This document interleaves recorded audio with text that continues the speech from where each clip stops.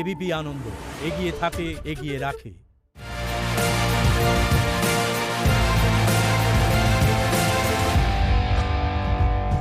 আমার পরের বক্তা, যাকে এই অনুষ্ঠানের আমন্ত্রণ যখন জানানো হয়েছিল, তখন অন্তত আমি জানতাম তিনি তৃণমূল ঘনিষ্ঠ, কিন্তু গত 72 ঘন্টায় ওঠা জল্পনা বলছে তিনি হয়তো বিজেপি ঘনিষ্ঠ হতে চলেছেন। জল্পনা ঠিক কিনা সময় বলবে। আমার পরের বক্তা রুদ্রনীল ঘোষ।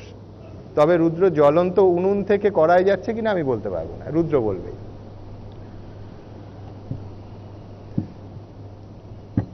সকলকে ধন্যবাদ। শুভ সন্ধ্যা। আমার এখানে তিনজন রাজনৈতিক অভিভাবক আমাদের এখানে বসে রয়েছেন, যাদের কথা শুনলাম। সুখেন্দুদা রয়েছেন, অদিতদা রয়েছেন, সুজনদা রয়েছেন। বাংলা কেমন থাকবে অনেকটাই নির্ভর করছে তাদের দৃষ্টিভঙ্গির ওপরে, এটা আমরা জানি। কারণ তারা কেউ ক্ষমতায় ছিলেন দীর্ঘদিন ধরে এবং কেউ ক্ষমতায় আছেন। তারা জানেন যে কোনটা ভালো এবং কোনটা খারাপ, কিন্তু মুশকিলটা কোথাও হয়ে যায় যখন তারা বেরিয়ে যান ক্ষমতা থেকে।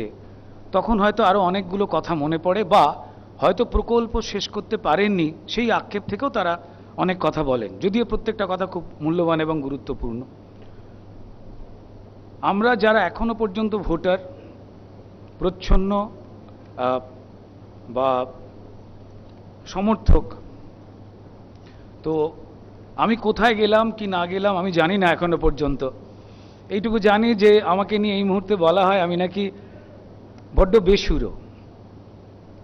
আমার নিজের খুব মজা লাগে, ঠিক এই কারণটা একদম প্রথমেই সুমনদা যেটা বললো তার উত্তর দিয়ে দিই, যে আমি বেসুরো নই। আমি বরাবর নিজের মতো যে সুরে বাজতাম সেই সুরেই বাজছি। বরং যারা আমাকে এই সুরের গানগুলোকে শিখিয়েছিলেন তারা অন্য সুরে গাইছেন বলে একাংশ আমাকে একটু বেসুরো শোনাচ্ছে, আমি তালে তাল মেলাচ্ছি না বলে। তো যাই হোক, তালে তাল দেবার অভিজ্ঞতা এখানে যারা রয়েছেন তাদের থেকে আমার সত্যি অনেক কম, শিখতে হবে। আমাদের কাছে যখনই নির্বাচন এগিয়ে আসে তখন কিন্তু আমরা বিভিন্ন রকম বক্তব্য শুনতে পাই। প্রত্যেকেই যারা আছেন তারা কি ভালো কাজ করেছেন, যারা নেই তারা কি ভালো কাজ করেছিলেন বা আগামীতে ক্ষমতায় এলে কি ভালো কাজ করবেন, সেগুলো তারা কিন্তু বলছেন তাদের মতো করে। আমি নিজে বিশ্বাস করি এখানে যে তিনজন রাজনৈতিক দলের মানুষ যারা বসে রয়েছেন, যে কোনো রাজনৈতিক দল তাদের মধ্যে সম্পূর্ণ নির্ভুল কেউ হয় না, কোথাও না কোথাও তাদের ভুল হয়ে যায়। কারণ একটা বাড়িতে যদি 10টা মানুষ থাকে, যেমন আমাদের বাড়ির মধ্যেই সেই মানুষগুলোর মধ্যে কোথাও 2-3 জন হয় একটু কুড়ে বা একটু অন্যরকম মানসিকতার লোক, যে হয়তো কাজ করেন এরকম থাকে, আবার কয়েকজন লোক আছে যারা খেটে মরে। এবার সেই মানুষগুলোই কিন্তু আমরা, অর্থাৎ এক কথায় বলতে গেলে কিছু ঠিক মানুষ এবং কিছু ভুল মানুষ। এবার সেই ঠিক মানুষ এবং ভুল মানুষেরা কখনো খেলার মাঠে যান, কখনো রাজনীতিতে যান, কখনো অফিসে যান, কখনো আদালতে যান, এবং তারা সেই জায়গাটাকে সেই রকম গড়ে নেন। যদি কখনো কোনো দলে দেখা যায় যে যারা খারাপ কাজ করছে বা করে ফেলছে তাদেরকে শাস্তির জায়গায় শুধুমাত্র কান ধরে উঠবোস করিয়ে ক্লাস 5-এর মতো ছেড়ে দেওয়া হলো, তাতে তার ভুলের ওপরে আস্থা অনেক বেশি বাড়ে। এবং সেখানে যে ভদ্রলোকেরা রয়েছেন যারা ভালো কাজ করতে যান, তারা কোথাও না কোথাও মুখে স্বীকার না করলে প্রতিদিন প্রত্যেক মুহূর্তে অসম্মানিত হয়ে পড়েন। এটা যে কোনো রাজনৈতিক দলে। তাই অধিকাংশ দলে যেখানে শিষ্টাচার রয়েছে তারা কিন্তু ওয়ার্নিং দেন বা তাকে সেই ক্ষমতা বা পদ থেকে সরিয়ে দেন বা কয়েকদিনের জন্য সাসপেন্ড করেন। ইদানিং বাংলাতে এই ধরনের ঘটনা খুব একটা দেখতে পাওয়া যাচ্ছে না, এবং যা যা দেখছেন সেটা কিন্তু জনগণ দেখছেন। পশ্চিমবঙ্গের জনগণ এই মুহূর্তে রাজনৈতিক বাতাবরণে তারা কিন্তু একটাই শব্দে তাদের বর্ণনা বোধহয় করা যাবে, তারা এখন ভোটার। তো সেই ভোটারকে নিয়ে আমি একটু কয়েকটা জিনিস লিখেছি, এটা আমি লিখতে পারি, সেটা একটু পড়ছি। বীরেনবাবুর মহালয়ায় যেমন পুজো শুরু, বীরেনবাবুর মহালয়ায় যেমন পুজো শুরু, সরগরমেও বাদ্যি ভোটের কুঁচকে আছে ভুরু। ও জনগণ, ও জনগণ, এবার তোমার দাম বেড়েছে ছোটার। বলি, ও জনগণ, এবার তোমার দাম বেড়েছে ছোটার। আজ তুমি আর ফালতুটা নয়, আজ তুমি যে ভোটার। রাম শ্যাম আর যদুর মাঝে বাঁচবে তুমি রাজা। রাম শ্যাম আর যদুর মাঝে বাঁচবে তুমি রাজা। ভুল করলেই খাটবে তুমি 5 বছরের সাজা। আজ সবাই মিলে ভাবছে তোমার মন কি করে পাবে। আজ সবাই মিলে ভাবছে তোমার মন কি করে পাবে। কোন প্রসেসে ভিজিবে চিড়ে, জল পড়বে রাগে। কেউ হেঁকে দেয় আমরা এলে সোনায় দেব মুড়ে। কেউ হেঁকে দেয় আমরা এলে সোনায় দেব মুড়ে। কেউ হাঁকে ফ্রিতে দেব শান্তির জল তোমার উঠোন জুড়ে। কেউ নেমেছে শুধরোতে ভুল, কেউ নেমেছে বাড়তে। কেউ নেমেছে শুধরোতে ভুল, কেউ নেমেছে বাড়তে। কেউ নেমেছে ঘোলা জলে অন্যের মাছ কাড়তে। মুচকি হেসে দেখছো সবই, মাপছো তুমি জল। সময় এলেই বুঝিয়ে দেবে কার কি ফলাফল। সব দিকেতে তোমার নজর, ডান বা বাম দিক। কেউ বোঝে না, তুমিই বোঝো কোনটা ভুল আর ঠিক। শুরু থেকেই শুনছো তুমি নানান রকম ভাষণ। শুরু থেকেই শুনছো তুমি ছোট বড় ভাষণ। হ্যান করেগা ত্যান করেগা, চাল কাঁকরের রেশন। তবু তোমার ছোট ইচ্ছেগুলো কেউ রাখে কি মনে? তোমার ছোট্ট ইচ্ছেগুলো কেউ রাখে কি মনে? যেন ভোট মিটলেই প্রতিশ্রুতি লুকোয় বেনুবনে। ইচ্ছা তোমার বড় ছেলের চাকরিটা হোক ভেজাল কমুক দেশে। ইচ্ছা তোমার বড় ছেলের চাকরিটা হোক ভেজাল কমুক দেশে। রাস্তা দিয়ে মেয়েটা হাঁটুক নিরাপদের বেশে। চাল বা তেলের দামটা কমুক, দুর্নীতি হোক শেষ। প্রতিশ্রুতির লড়াই থেকে বাঁচুক তোমার দেশ। আর তুমি চাও তোমার দেশের বিচার নিরপেক্ষ। আর তুমি চাও তোমার দেশের বিচার নিরপেক্ষ। চিকিৎসা না গলা কাটুক নিক মানুষের পক্ষ। রাজা হতে চায় না প্রজা, না চায় সিংহাসন। সে চায় শুধু আমার রাজা বুঝুক আমার মন। ব্যাস, এইটুকু তো প্রজার দাবি। এইটুকু তো প্রজার দাবি। এইটুকু তো পাওনা। বলি, ও মহারাজ, এইটুকু কি মিটিয়ে দেওয়া যায় না? ধন্যবাদ। আমার শুধু একটাই কথা, এখানে যারা বড়রা রয়েছেন, অভিজ্ঞরা রয়েছেন, তারা বহুদিন ধরে মানুষকে কেমন করে ভালো রাখবেন সেটা জানেন। তাদের প্রতি আমার একটাই নিবেদন যে আমরা ভালো থাকতে চাই। আর আপনারা জানেন ভেজাল কোনটা, খাঁটি কোনটা, কোন ফিতের ফাঁস আলগা করলে ভালো থাকা যায়। ধন্যবাদ। ধন্যবাদ রুদ্রনীল। এখন প্রশ্ন হচ্ছে যে রুদ্রনীলের ছোট্ট ছোট্ট ইচ্ছেগুলো কারা পূরণ করতে পারবে, ওই সেটা নিয়েই জল্পনা আর কি। কাল এবিপি আনন্দে দেখছিলাম ওর কাজ করার সময় একের পর এক অভিজ্ঞতার কথা বলছে, যার একটাও সুখকর অভিজ্ঞতা নয়। এখন দেখুন, অন্য ক্ষেত্রে যারা কৃতি মানুষ, সেই মানুষদের সঙ্গে রাজনীতির সম্পর্কটা চিরকাল খুব অম্লমধুর। আমি হালে দেখছি যে বাংলার মনীষীরা মৃত্যুর পরও এই চলতি রাজনীতির আঁচ থেকে বাঁচতে পারছেন না। কয়েকটা গল্প বলি। কৃষ্ণা বসু তখন জীবিত। এলগিন রোডে নেতাজি সুভাষচন্দ্রের বাড়িতে রঙের কাজের জন্য ভাড়া বাঁধা হয়েছিল। স্থানীয় তোলাবাজরা সেখানে পৌঁছে গিয়ে কৃষ্ণাদিকে বলেছিল সুভাষদাকে ডাকুন। এবিপি আনন্দে সেই খবর আমার মনে আছে 8টার সময় আমরা দেখিয়েছিলাম একদম। সম্প্রতি দেখলাম 1969 সালে প্রয়াত প্রবাদ প্রতিম অভিনেতা জহর গাঙ্গুলির নামে রক্তদান শিবিরে উপস্থিত থাকার নিমন্ত্রণপত্র পৌঁছে যাচ্ছে তার বাড়িতে। আর একটা ঘটনা বলতেই হচ্ছে, আমি নিজেও জানতাম না, গতকাল জানতে পেরেছি। গত শতাব্দীর 7-এর দশকের গোড়ার দিক কিছু উদ্ধত যুবক এক বৃদ্ধের বাড়িতে গিয়ে কালী পুজোর চাঁদার জন্য জুলুম শুরু করলেন। তো বৃদ্ধ শান্তভাবে বললেন, বাবা আমি কমিউনিস্ট, পুজোর চাঁদা দিই না। সঙ্গে সঙ্গে এক যুবক পকেট থেকে দেশি পিস্তল বার করেছে। বৃদ্ধ দ্রুত পিস্তলটা তার হাত থেকে নিয়ে নেড়েচেড়ে বললেন, পাইপের মাপ তো বোর্ডের সঙ্গে ম্যাচ করছে না, গুড়িটা 10 ফুট দূরে গিয়ে বেঁকে যাবে। চাঁদা প্রার্থী যুবকরা বৃদ্ধ ধীর গলায় তারপর নিজের পরিচয় দিলেন। চট্টগ্রাম অস্ত্রাগার লুণ্ঠনের অন্যতম নায়ক বিপ্লবী গণেশ ঘোষ। যাই হোক, আমার পরের বক্তা একেবারে ওই আর কে লক্ষ্মণের কমন ম্যান, বাঙালির ভীষণ প্রিয় দুটো চরিত্র জটায়ু আর একেনবাবু। দুটি ক্ষেত্রেই তিনি চূড়ান্ত সফল, যিনি একেবারে আম আদমির দৃষ্টিভঙ্গি থেকে আমাদের জানাবেন যে এই ভোটে, এই যে রাজনৈতিক টানাপোড়েন, আসা যাওয়া, তার মধ্যে আসলে আমরা ঠিক কী চাই। অভিনেতা অনির্বাণ চক্রবর্তী। নমস্কার, শুভ সন্ধ্যা। মঞ্চে যারা রয়েছেন, সামনে যারা রয়েছেন, টেলিভিশনে যারা দেখছেন, তাদের সবাইকে নতুন বছরের শুভেচ্ছা। খুবই বিটকেল একটা বছর আমরা জাস্ট পেরিয়ে এলাম। 2021-এ সবেমাত্র আমরা পা দিয়েছি।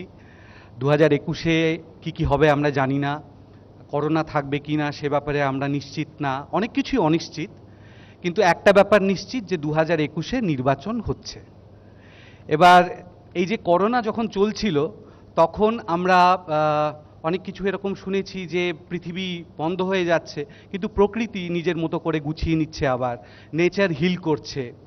তো প্রকৃতির নিজের একটা নির্বাচন করার একটা ল আছে। সেই লটা হচ্ছে সার্ভাইভাল অফ দ্য ফিটেস্ট, যে যোগ্যতম তাকে নির্বাচন করে নেয় প্রকৃতি নিজেই। এবার এই নির্বাচনটাও যদি প্রকৃতি করে নিত তাহলে আমাদের জন্য খুব ভালো হতো, কিন্তু দুর্ভাগ্যবশত এই নির্বাচনটা প্রকৃতি করে না, এটা আমাদের করতে হয় বা আমাদের দিয়ে করানো হয়। আচ্ছা, আমি একটা কথা বলে নিই, সেটা হচ্ছে আমি যদিও খুব হাসি হাসি মুখে কথাগুলো বলছি, কিন্তু আসলে আমি দেখাবার চেষ্টা করছি যে আমি খুব রিল্যাক্সড আছি, কিন্তু অ্যাকচুয়ালি আমি খুব টেনশনে আছি। কারণ অভিনেতাদের যে সংলাপগুলো আপনারা বলতে শোনেন, যেগুলো শুনে ভালো লাগে, সেগুলো তো নিজেদের লেখা না, কেউ লিখে দেয়। কিন্তু নিজেকে যখন বলতে হয়, বিশেষ করে আমি আমার কথা বলতে পারি, আমার তখন খুবই আমি খুব চাপে থাকি যে এটা বারবার আমার মনে হয় যে এটা কি ঠিক বলবো, এটা কি বোকা বোকা শোনাবে, এটা বলা কি উচিত হবে। আর বিশেষ করে এই ধরনের প্ল্যাটফর্মে আমি কখনো কথা বলিনি আগে, তো সেই জন্য অতিরিক্ত একটা চাপ আছে। তো যাই হোক, আমাকে যেটা বলতে বলা হলো যে 2021-এ এই যে নির্বাচনটা হবে, তাতে সাধারণ মানুষ হিসেবে আমরা কি আশা করি। এবার এইটা আমি যখন শুনেছিলাম, আমাকে যখন বলা হয়েছিল আগে, এইটা শুনে আমি একচোট খুব আকাশ পাতাল ভেবে নিয়েছিলাম, ভাবতে বসলাম যে আমি সত্যি কি আশা করি। তো ভেবে দেখলাম 3টে পয়েন্ট। একটা হচ্ছে, প্রথম কথা যেটা, সেটা হচ্ছে আদৌ কি আমি কিছু আশা করি। 2 নম্বর যেটা, সেটা হচ্ছে খুঁজে খুঁজে যদি বার করতে পারি যে হ্যাঁ এইগুলো আমার আশা বা এইগুলো আমার চাহিদা, আমি কি মুখ ফুটে সেটা চাইতে পারবো সত্যি সত্যি। আর 3 নম্বর যেটা, সেটা হচ্ছে যে যদি চেয়েও ফেলি, বলেও ফেলি, শুনছে কে। তো এই 3টেরই যথেষ্ট কারণ আছে। প্রথম যেটা, সেটা হচ্ছে যে আদৌ কি কিছু আশা করি, এটা কেন আমার মনে হলো। কারণ এতগুলো নির্বাচন দেখে দেখে, বক্তব্য শুনে শুনে, তারপরে নির্বাচনের পরে সেগুলোকে মিলিয়ে মিলিয়ে আমরা এখন মোটামুটি সিজনড হয়ে গেছি। আমরাও সিজনড হয়ে গেছি, পলিটিক্যাল পার্টিগুলোও সিজনড হয়ে গেছে, তার নেতারাও সিজনড হয়ে গেছে। তো এখন আমাদের খুব একটা পারস্পরিক একটা সুন্দর বোঝাপড়া হয়ে গেছে যে আমরা কেউ কাউকে সিরিয়াসলি নিই না। আমরা নির্বাচনের আগে যেগুলো শুনি সেগুলো এটা জানি যে এগুলো ওনাদের বলতে হয় বলে বলছে না, এগুলো এত সিরিয়াসলি নেওয়ার সত্যি নাকি এগুলো। আবার ওনারাও জানেন যে ওগুলো সিরিয়াসলি খুব একটা বলছেন না, এবং ওনারা এটাও হয়তো জানেন যে আমরাও এটা জানি যে এটা সিরিয়াসলি বলা হচ্ছে না। তো সেই জন্য আমাদের সবার মোটামুটি একটা সেম পেজে আমরা চলে এসেছি, আমাদের সেইটা একটা সুবিধা হয়েছে। তো এই অবস্থাটা পেরোবার পরে যেটা, সেটা হচ্ছে যে খুঁজে যদি বার করা যায় যে আমার কি আদৌ কোনো যদি কোনো আশা থাকে, সেগুলো আমি বলতে পারবো কি। এই বলতে না পারার পেছনে আরেকটা কারণ আছে, সেটা হচ্ছে আমাদের সংস্কার। সাধারণ মধ্যবিত্ত পরিবারের যে সংস্কার ছোটবেলা থেকে দেওয়া হয় যে শোনো বাবা, মুখ ফুটে চাইতে নেই, কিন্তু হ্যাঁ হ্যাংলামও করবে না। তো সেইটা নিয়ে আমিও বড় হয়েছি। আমি আমার ছোটবেলার একটা কথা বলি, সেটা হচ্ছে আমি খুব সাধারণ মধ্যবিত্ত পরিবারের ছেলে। তো আমাদের একজন আত্মীয়, তিনি খুব অবস্থাপন্ন ছিলেন, আমাদের তুলনায় অনেকটাই ভালো। তো আমাকে একবার ছোটোবেলায়, আমি তখন ছোট নিচু ক্লাসে স্কুলে পড়ি, একটা খুব নামি একটা কেক পেস্ট্রি শপে নিয়ে গিয়েছিলেন। বেশ কেতার দোকান, আমরা সাধারণত ওখানে যেতাম না। তো সেখানে নিয়ে গিয়ে আমাকে বললেন যে তোমার যা ইচ্ছা নাও। এবার আমি একটা বিকট প্রবলেমের মধ্যে পড়লাম, মানে যা ইচ্ছা নাও মানে কি, মানে এরকম বললেই হয়, মানে আমি তো শুনেছি যে চাইতে নেই। তো আমি ওই যে বাচ্চা, মানে যেটা আমি, সে হচ্ছে একটা সাধারণ মানুষের বাচ্চা। তো সাধারণ মানুষের বাচ্চার এটা একটা প্রবলেম হয় যে চাইলে বলতে পারে না। তা আমি অনেক ভেবেচিন্তে বললাম যে যা হোক, তো এই সাধারণ মানুষের বাচ্চারাই বড় হয়ে সাধারণ অ্যাডাল্ট লোক হয়, কিন্তু প্রবলেমটা থেকে যায় যে মুখ ফুটে বলতে পারে না। এবার থার্ড যে পয়েন্টটা, সেটা হচ্ছে যে আমি যদি খুঁজে বার করতে পারিও যে আমার আশা বা চাহিদাগুলো কি কি, সেগুলো যদি বলি, সেটা শুনছে কে। এবার এই থার্ড পয়েন্টটা কিন্তু আজকে খাটবে না, কারণ আজকে কিন্তু শোনবার জন্যে আমি পেয়েছি যাদেরকে আমি শোনাতে পারি। তো এই অবস্থা যখন হয়েছে তখন আমি মানে আর লজ্জা না করে আমার কি কি চাই সেটা আমি বলি।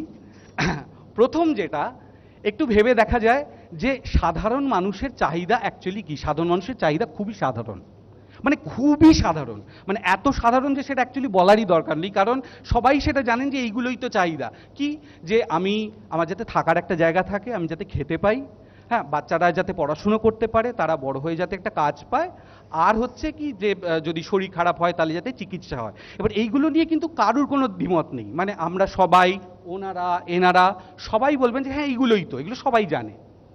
কিন্তু এইগুলো নিয়ে কোথায় যে একটা গোল বাঁধে, মানে কেন যে এই সাধারণ যেটা সবাই মেনে নিয়েছে, সবাই জেনেছে, কিন্তু তবুও কেন সেটা হয় না, সেটা একটা প্রচণ্ড রহস্য, যেটা কিন্তু ফেলুদা বা একেনবাবু কেউ এখনো জট খুলতে পারেনি। তো আমি আশা করব, প্রথম আশা, যে এই জটটা খোলা হবে এবং যেটা সবাই মেনে নিয়েছেন সেগুলো করাও হবে। তা আমি সাধারণ মানুষেরই একজন প্রতিনিধি হয়ে আমি বলতে পারি যে এইটা আমার একটা আশা। আর আমার পার্সোনাল কতগুলো পয়েন্ট আছে, সেগুলো এর সাথে অ্যাড করি। আমার একজন বন্ধু আছে, সেই বন্ধুর নাম হচ্ছে মুস্তাফিজুর রহমান। আমার আরেক বন্ধু আছে যার নাম জোসেফ। আমার আরেকটা বন্ধু আছে যার নাম কুলদীপ। আমরা অনেক দিনের বন্ধু। তো আমি একদিন স্বপ্ন দেখছি, স্বপ্নে একজন এসে আমাকে, স্বপ্নে দেখেছি তো কে ঠিক আমি মুখটা মনে করতে পারছি না, কে আমাকে এই কথাগুলো বলেছিল। তা আমাকে বলছেন উনি যে ভাই তোমরা তো বন্ধু হতে পারো না। আমি বললাম হতে পারো না মানে, আমরা তো অলরেডি হয়ে আছি বহু বছর ধরে। বলছে ওটা ভুল করেছো, এরম হয় না। তার কারণ হচ্ছে যে যেমন ন্যাশনালিটি ইন্ডিয়ান বাই বার্থ হয়, তোমরাও কিন্তু ওরকম এনিমি বাই বার্থ। মানে এটা জানো কি? আমি বললাম না এটা তো জানি, এটা হতে পারে না। আমি ঝগড়া করতে যাবো তখন ঘুম ভেঙে গেল আমার। তো ভাগ্যিস এটা স্বপ্ন ছিল। আমি চাই, এটা আমার আশা বা চাহিদা, যে এই রকম স্বপ্ন যেন সত্যি না হয়, এরকম যেন স্বপ্নেই হয়, এরকম যেন বাস্তবে না হয়। আমাদের বাংলায় আমরা যে ভাষা, আমরা যে সামাজিক যে আমাদের রীতিনীতি, সামাজিক অভ্যাস, আমাদের খাওয়ার যে অভ্যাস আছে, আমরা যাতে সেগুলো বজায় রাখতে পারি। খাওয়ার অভ্যাসে মনে পড়লো, বাঙালিদের একটা বদনাম আছে, বদনামও বলতে পারেন, গুণও বলতে পারেন, আমরা পেটুক, আমরা খেতে ভালোবাসি। তো আমার যদি পকেট পারমিট করে এবং আমার যদি ইচ্ছে হয়, আমি তাহলে যেন যা ইচ্ছে খেতে পারি। আমাকে যেন কেউ বলে না দেয় যে আমি এটা খাবো ওটা খাবো না। আমার অষ্টমীর দিনে ইচ্ছে হলে আমি লুচি খাবো, নবমীর দিনে যদি পাঁঠার মাংস খেতে আমার ইচ্ছে করে তাহলে আমি যেন খেতে পারি। বাঙালিদের যেমন পেটুক বলে বদনাম আছে বা সুনাম আছে, বাঙালিরা সেরকম প্রেমিকও, বারবার প্রেমে পড়ে। তো আমার যদি কাউকে ভালো লাগে, সে যে কোনো মানুষই হোক, আমি যদি তাকে ভালোবাসতে চাই, আমি যেন তাকে ভালোবাসতে পারি। আমি কাকে ভালোবাসবো, আমি কাকে ভালোবাসবো না, সেটাও যেন আমি ঠিক করতে পারি, আমাকে যেন কেউ ঠিক না করে দেয়। আমার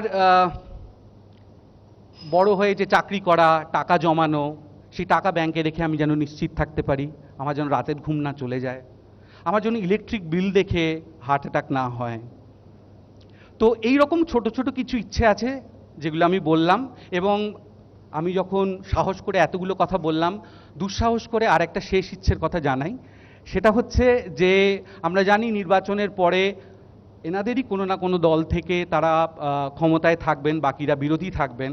তো আমার শেষ যেটা দুঃসাহস করে একটা দুরাশার কথা বলি, সেটা হচ্ছে যদি এই রকম হয় বা হতে পারে যে যারা ক্ষমতায় আছেন তারা তো বটেই, এবং যারা বিরোধী আছেন তারা সবাই মিলে, বিরোধীরা ক্ষমতায় যারা আছেন তারা মিলে একটা জোট পাকিয়ে আমাদের যাতে মুখে একদম ঝামা ঘষে দিতে পারে যে তোমাদের এত চাহিদা, তো তোমাদের এত কিছু চাই, দাঁড়াও এইবার এমন কাজ করে দেখাবো যে তোমরা টু শব্দ করতে পারবে না। তো এইটা যদি হতে পারে তাহলে আমার আগের সমস্ত আশা আমি কাটাকুটি করে দিলাম। যদি বেশি কিছু চেয়ে থাকি তার জন্য ক্ষমা করবেন। নমস্কার। ধন্যবাদ, ধন্যবাদ অনির্বাণবাবু। অনির্বাণবাবু যেটা দিয়ে শুরু করলেন সেটা যদি সত্যি হতো তাহলে বেশি চিন্তা থাকতো না, যে ভোটাররা এবং রাজনীতিবিদরা কেউ কাউকে সিরিয়াসলি নেন না। কিন্তু কি মুশকিল, আমরা তো দেখি যে খুব সিরিয়াসলি নেন এবং সেটা মোটামুটি রক্তক্ষয়ী সংগ্রামের জায়গায় পৌঁছে যায়, যে ভোটই হোক। আমার ব্যক্তিগতভাবে সবথেকে খারাপ কি লাগে জানেন, যে ভোট যখন এগিয়ে আসে, যে ভোটই হোক, লোকসভা ভোট, বিধানসভা ভোট, এমনকি পঞ্চায়েত ভোট, যে বিষয়টা আমাদের জনসমাজে বাড়তে বাড়তে আকাশ ছেয়ে ফেলে সেটা হচ্ছে অপ্রমাণিত অভিযোগ আর কুৎসা। কিন্তু কেউ যদি ভাবেন যে এটা শুধু এই আজকে সোশ্যাল মিডিয়ার যুগে নতুন সংযোজন হয়েছে আমাদের জীবনে, একেবারে ভুল ভাবছেন।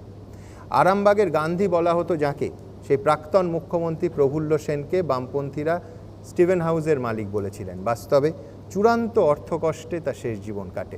এমনকি কিছুক্ষণ আগে অদিতদা যার নাম বলছিলেন, প্রবাদ প্রতিম বিধানচন্দ্র রায়, কিংবদন্তি ডাক্তারবাবু যখন লক্ষ লক্ষ টাকার প্র্যাকটিস ছেড়ে মুখ্যমন্ত্রীর দায়িত্ব নিলেন, এই কলকাতা শহর দেয়াল ভরে গেছিল একটা কুৎসিত স্লোগানে, বাংলার কুলনারী হও সাবধান, বাংলার মসনদে নলিনী বিধান। সমস্ত দেখে শুনে বিধানচন্দ্র রায় খুব যন্ত্রণা নিয়ে বলেছিলেন, আমি যখন মরব তখন ওই লোকগুলোই বলবে, আহা লোকটা বড় ভালো ছিল গো, আর কয়েকটা দিন বাঁচলে পারত। বহু কৃতি মানুষের জীবনে হয়তো এটাই ট্র্যাজেডি। আমার পরের বক্তা রাজনীতির জগৎ থেকে বিজেপির রাজ্য সভাপতি দিলীপ ঘোষ, যেহেতু সরাসরি জেলা থেকে আসছেন, দিলীপবাবুকে আমি দ্রুত 4 লাইনে একটু ব্রিফ করে দেবো। সুখেন্দু শেখর রায় বলেছেন যে পদ্ম পাঁকে হয়। অধীর রঞ্জন চৌধুরী বলেছেন যে তৃণমূলের সঙ্গে বিজেপির দ্বন্দ্ব আসলে গটাপ, কারণ এই শক্তিকে বাংলায় তৃণমূলই হাত ধরে নিয়ে এসেছে। সুজন চক্রবর্তী বলেছেন যে সাপ্লাই লাইন, আপনাদের নিজস্ব নেতা নেই, তাই তৃণমূল কংগ্রেসের সাপ্লাই লাইনের ওপর ভরসা করতে হচ্ছে বিজেপিকে। এবার মঞ্চ আপনার, দিলীপ ঘোষ।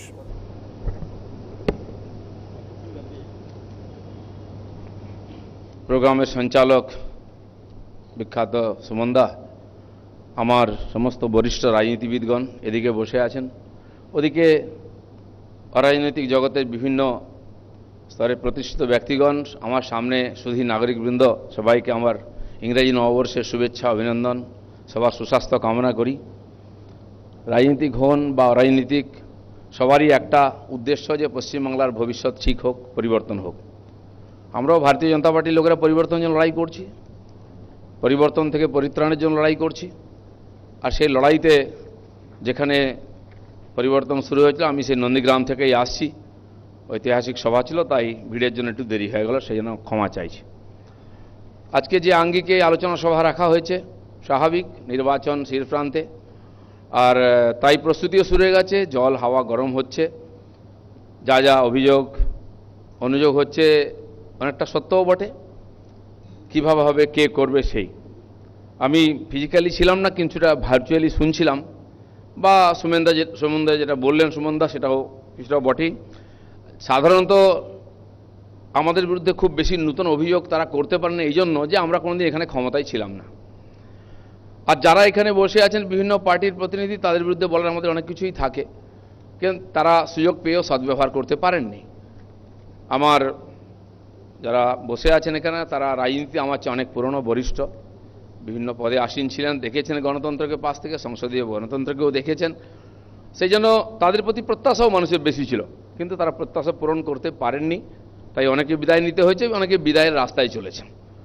আমার খুব মজা লাগে যখন সুজনদা মাঝে মধ্যে বলেন আমরা নাকি ভয়ঙ্কর বাঙালি বিদ্বেষী। আমি সুজনদাকে একটা সাজেশন দেবো, আমরা কতটা বাঙালি বিদ্বেষী এটা গবেষণা না করে এটা গবেষণা করুন যে আপনার এত বাঙালি প্রীতি থাকা সত্ত্বেও মানুষ কেন আপনাদের বাংলা থেকে বিদায় করেছে। আমরা ছোটোবেলায় বা যখন এরা কাছাকাছি এলেন তখন একটা স্লোগান শুনতাম, হাত হাতুড়ি কাস্তে তারা, এবার হয়ে বাংলা ছাড়া। এটা যে আমার জীবনে দেখতে হবে আমি কিন্তু ভাবিনি, কিন্তু এটা বাস্তবে পরিণত হয়েছে। আর সেই জন্য একটু পশ্চাৎ অবলোকন করা উচিত যে এই যে পথ আপনার পার হয়ে এলেন, সেটা যেখানে পৌঁছেছে তারপরে তো পথ প্রায় নাই, কেন অবস্থা হলো। সেটা আমাদের সমালোচনা করে লোককে ভয় দেখাবার যে বারবার চেষ্টা করেন, আমার মনে হয় সেটা একটু ভেবেচিন্তে দেখা উচিত। বাকি আজকে যারা ক্ষমতায় আছেন তাদের সম্বন্ধে আমার না বলাই ভালো। সুমনদারা এত বলেন বা আপনারা এত দেখেন, আগে মিডিয়াকে আটকানো হতো, এখন সোশ্যাল মিডিয়ায় কেউ আটকাতে পারে না। ভুল হোক ঠিক হোক খবর তো আসে, আমরা জানতে পারি, সেটা আমাদের কষ্টটা কমে গেছে। কিন্তু আমরা যে উদ্দেশ্যে বাংলার পরিবর্তনের জন্য সংকল্প করেছি, আমি সেটা লোকের কাছে বলতে চাই। সেটা হচ্ছে যে পশ্চিমবাংলাকে কোথায় নিয়ে যেতে চাই, আজকে কোথায় এসেছে। এগিয়ে বাংলা বলে আমাদের মুখ্যমন্ত্রী প্রায় বলেন। কিসে এগিয়ে বাংলা?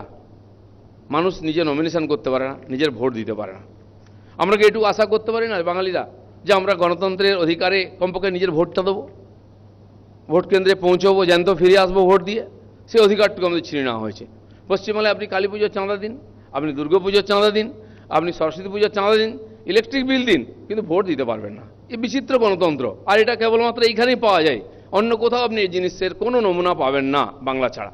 এটা আমাদের দেখতে হচ্ছে। আর আজ নয়, এর কৃতিত্ব এই তিনটি পার্টির আছে। 75 সাল থেকে সিদ্ধার্থবাবু এই জিনিসটি শুরু করেছিলেন।